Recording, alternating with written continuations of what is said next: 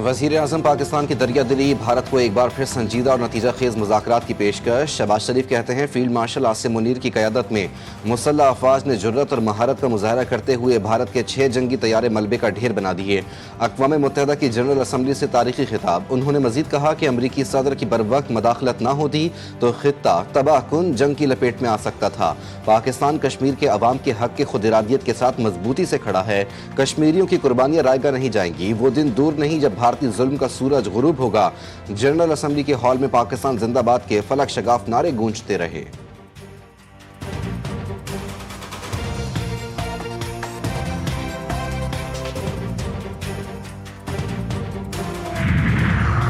वज़ीर आज़म की secretary general अक़वाम मुत्तहिदा Antonio Guterres से मुलाकात। भारत की जानिब से सेंतास मुआहदे की खिलाफ वर्जी और पाकिस्तान में दहशत गर्दी की पुष्टपनाही का मामला उठाया।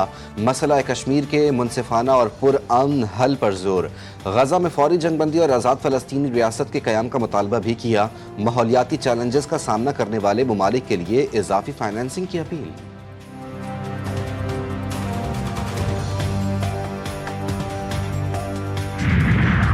और सऊदी अरब को जौहरी हथियार फरोख्त नहीं कर रहे, हमारे पुराने ताल्लुकात हैं। वज़ीर दिफा ख्वाजा आसिफ कहते हैं कि रियाज हुकूमत की पाकिस्तान के साथ दिफाई मुआहदे पर काफ़ी अरसे से बातचीत जारी थी। पाकिस्तान एक पुरअमन मुल्क है। इस वक्त सऊदी अरब में पाकिस्तानी फ़ौज तैनात है। सऊदी अरब से मुआहदा कतर पर हमले का रद्द-ए-अमल नहीं।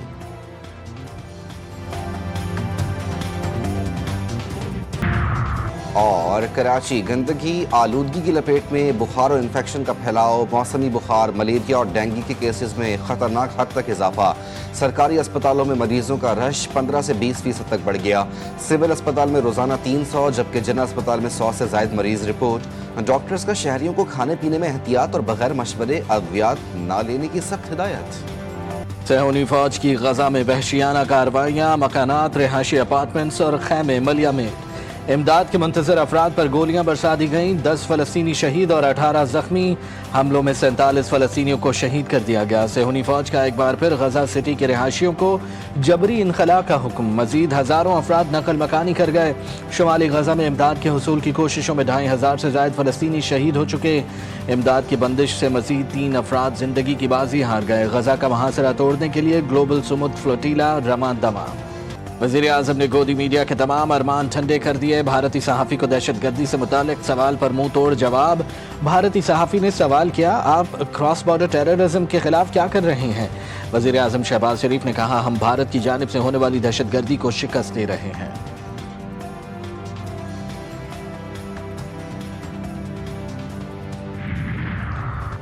नायब वज़ीर आज़म इसहाक़ डार की जर्मन के वज़ीर ख़ारजा से मुलाकात। दोनों रहनुमाओं का पाक जर्मनी ताल्लुकात के फ़रोग़ पर तफसीली तबादला ख़याल। तिजारत, सरमायाकारी और तरक्याती ताउन बढ़ाने पर इत्तफ़ाक़। इसहाक़ डार की पेट्रिशिया स्कॉटलैंड से भी मुलाकात। कॉमनवेल्थ ताउन के फ़रोग़ में स्कॉटलैंड के किरदार को सराहा।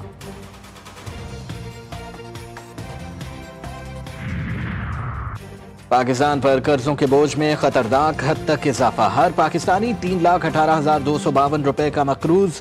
Economic policy and business development की मुल्की कर्जों की सूरत हाल पर रिपोर्ट जारी। 10 बरस पहले हर शहरी 90,047 रुपए का मकरूज था। पाकिस्तान पर कर्जों के बोझ में सालाना औसतन 13% की शरह से इजाफा हुआ।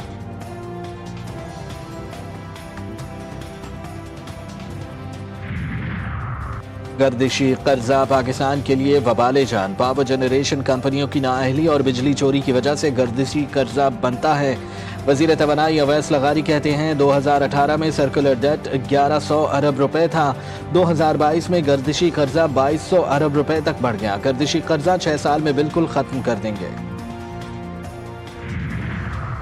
सिंध काबीना के नए रुकन इस्माइल राहू ने सूबाई वजीर के ओहदे का हलफ उठा लिया। गवर्नर सिंध कामरान टिसोरी ने मोहम्मद इस्माइल राहू से हलफ लिया। वजीर आला सिंध सैयद मुराद अली शाह, सूबाई वज़रा भी मौजूद थे। नासिर शाह को महकमा बल्दियात का कलमदान मिल गया। सईद गनी को labour and human resource and social protection दे दिया गया। जाम खान शोरो को प्लानिंग एंड डेवलपमेंट का कलमदान दे दिया गया।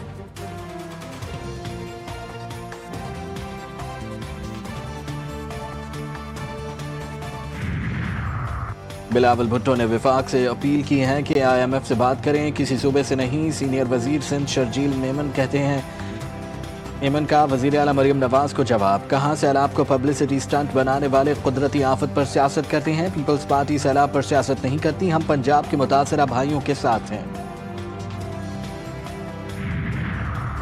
سیلاب متاثرین پر کسی کو سیاست کرنے کی اجازت نہیں دی جا سکتی، جو متاثرین کے لیے کچھ نہیں کر سکتے وہ غیر ضروری زبان درازی بھی مت کریں۔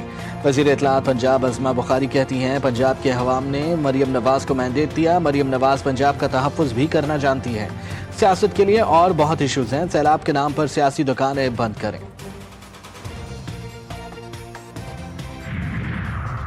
سکرنڈ میں مڈ منگلی بچاؤ بند کے مقام پر سیلابی صورتحال، دریائے سندھ میں 4.5 لاکھ کیوسک کے ریلے سے طغیانی، درجنوں دیہات لپیٹ میں آ گئے، پانی کی سطح بلند ہونے کے باعث دیہاتی مشکلات سے دوچار، پرائیویٹ کشتیوں کے ذریعے بچاؤ بند پر پناہ لینے پر مجبور۔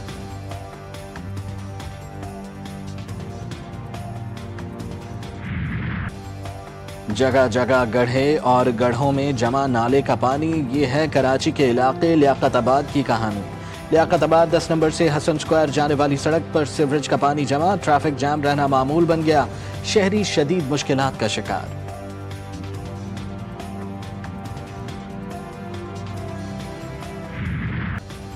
بھارتی کرکٹ ٹیم کے کپتان سوریہ کمار یادو قصوروار قرار، میچ فیس کا 30% جرمانہ عائد۔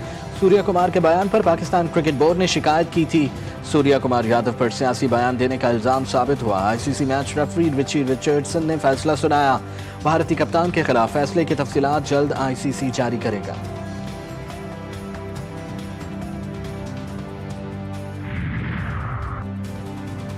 پاکستان کرکٹ ٹیم کے کھلاڑی حارث رؤف اور صاحبزادہ فرحان کی آئی سی سی میں پیشی، حارث رؤف اور Sahibzada Farhan match referee Richie Richardson کے سامنے پیش۔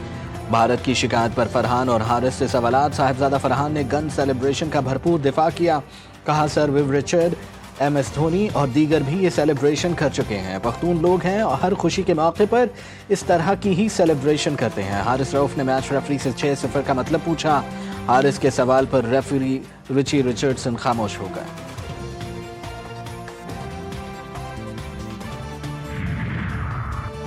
پاکستان اور بھارت کے درمیان ایک بار پھر مقابلہ، دبئی اسٹیڈیم میں اتوار کو ٹاکرا ہوگا۔ فائنل میچ کے ٹکٹوں کی فروخت کا سلسلہ بھی جاری، سلمان آغا نے کہا ہے کہ ہم جیتنے کی پوری کوشش کریں گے۔ قومی ٹیم کے ہیڈ کوچ مائک ہیسن نے کھلاڑیوں کو کرکٹ پر توجہ دینے کی تلقین کی، کہا پاکستانی ٹیم کسی بھی وقت کچھ بھی کر سکتی ہے۔